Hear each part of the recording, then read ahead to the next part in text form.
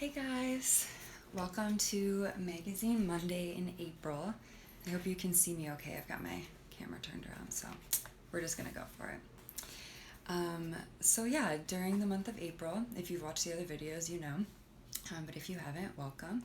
Every Sunday, I'm doing a mini meditation.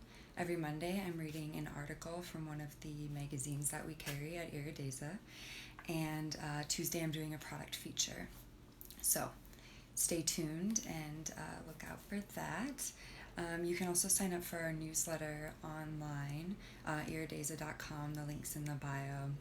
Just go to the website, it's right on the homepage there, so that way you'll get announcements and these videos and stuff right to your inbox as well. So today I'm reading from Gossamer.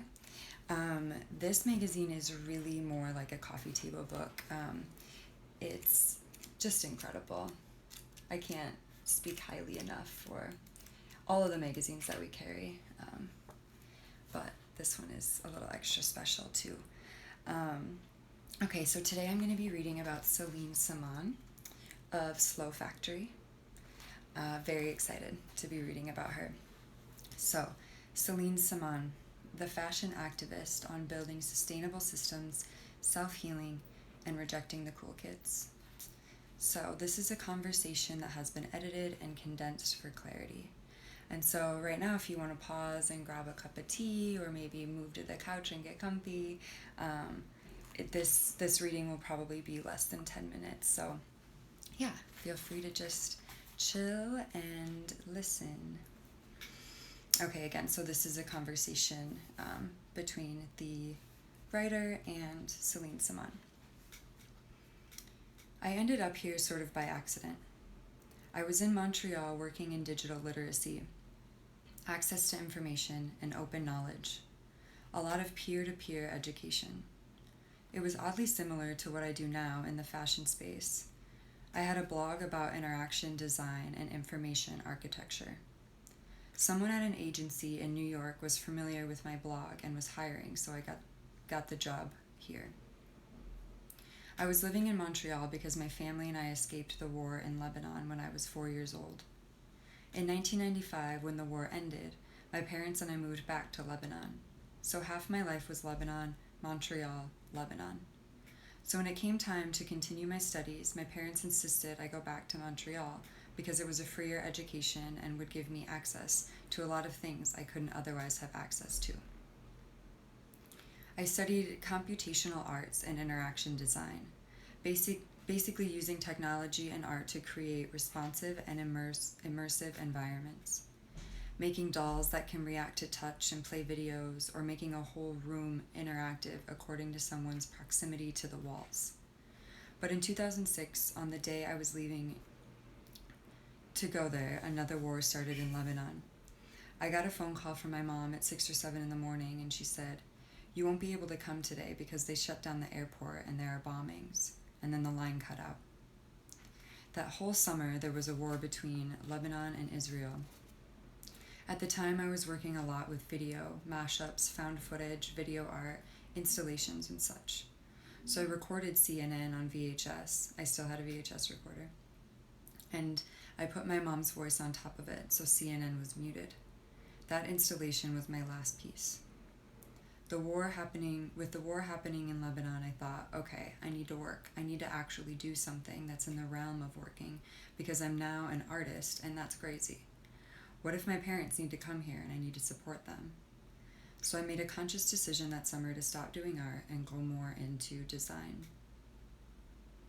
Translating complex information into something easy to understand was what I did as an artist. So I got a job with an agency working with lots of large databases of videos and using design as a tool for social change. During the Arab Spring, I did a lot of work on digital literacy and access to information. The internet was shut down, so I focused on campaigns around accessing data. Later on, the group I was working with was working a lot in Syria during and after the war. A lot of historical sites were destroyed, and so the same open knowledge movement was used to rebuild Palmyra.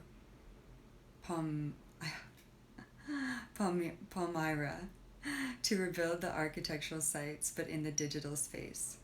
I'm very much a web native. It's in my DNA. So when NASA made their data imagery publicly available, I said to myself, wow, these things need to be used.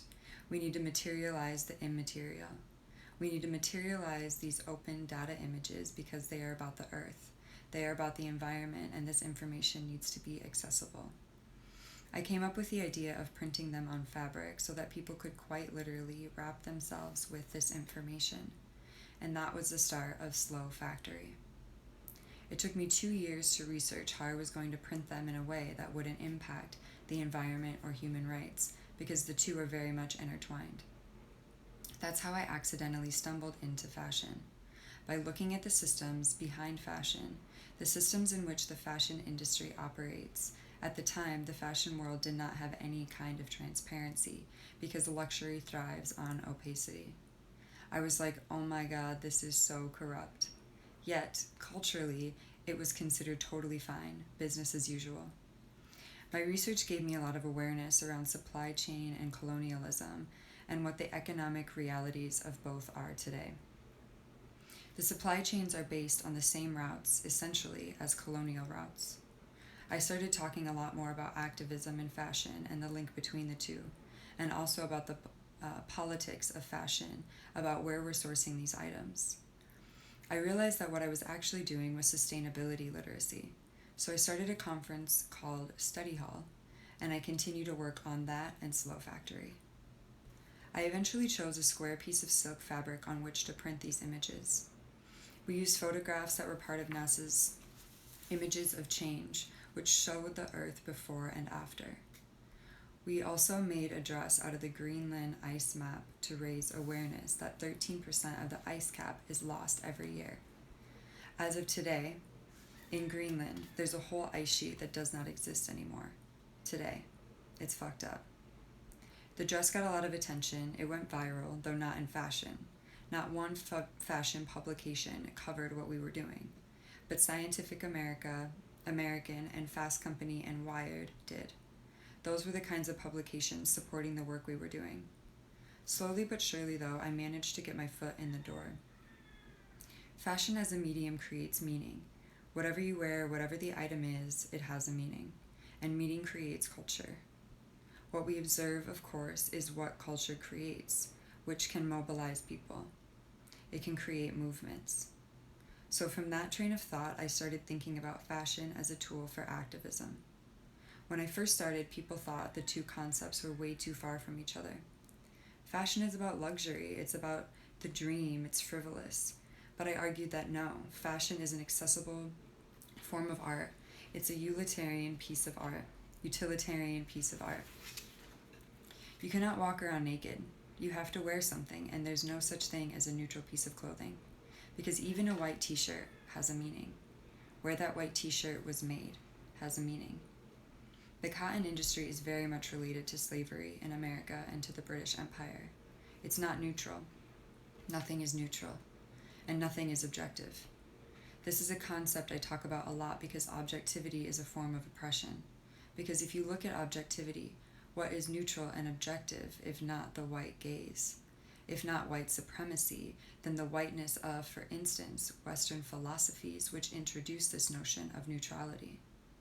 This is neutral and everything else is colorful and different and strange, and we must study it or we must exploit it. Western philosophies have designed the very systems in which we operate.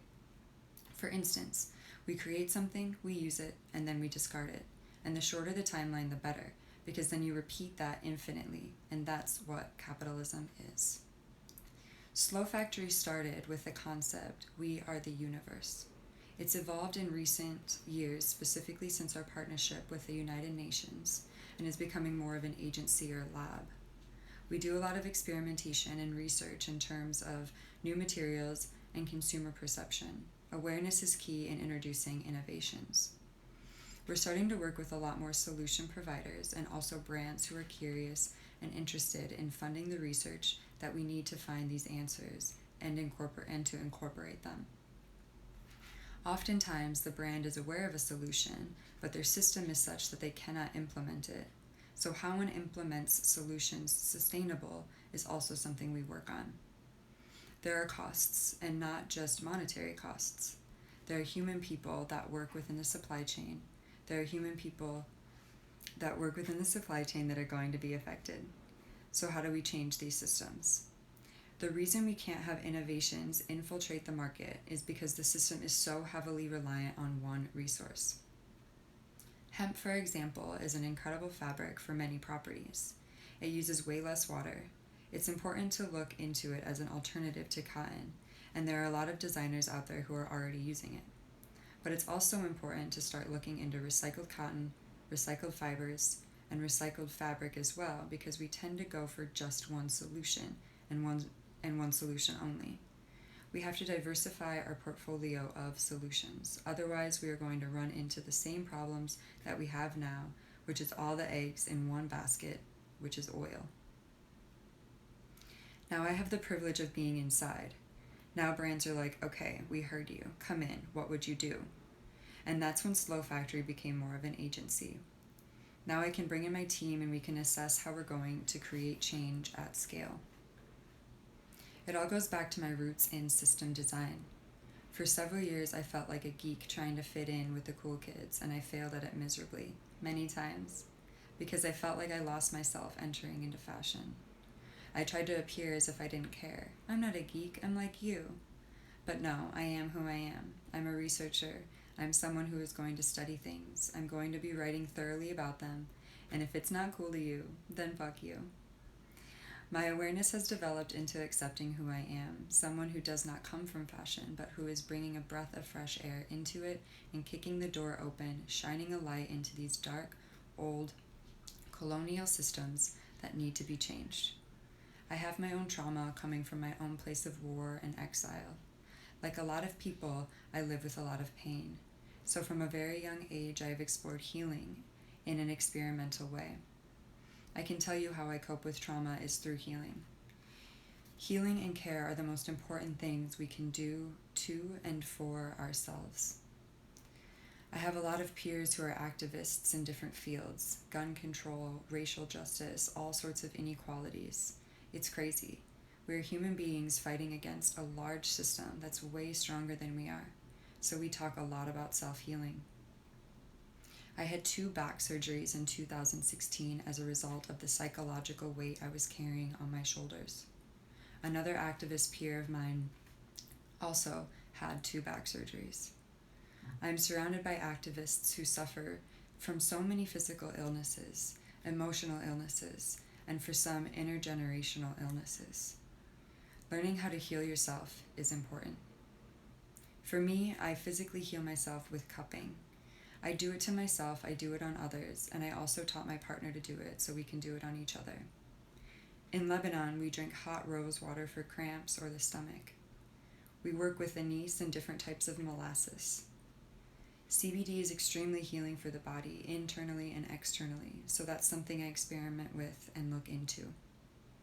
I am pro-cannabis and want cannabis to be legal. Of course, there are issues with cannabis being legal because communities of color are going to be affected first, and they're not going to be respected. So when we talk about legality, you have to first and foremost talk about social justice. Yes. Healing can take any shape or form. It could be a chant, it could be a walk, it could be meditation. I would say that you cannot help anybody unless you've helped yourself. You cannot love somebody unless you find self-love. You cannot help the world unless you have figured out your own problems and your own self and your own community.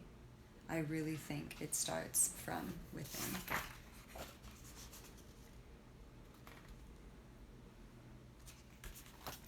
So this is from the Inside Issue, and I'll see you guys tomorrow with a product feature. And see you next week for a meditation and another reading. Thank you so much for joining.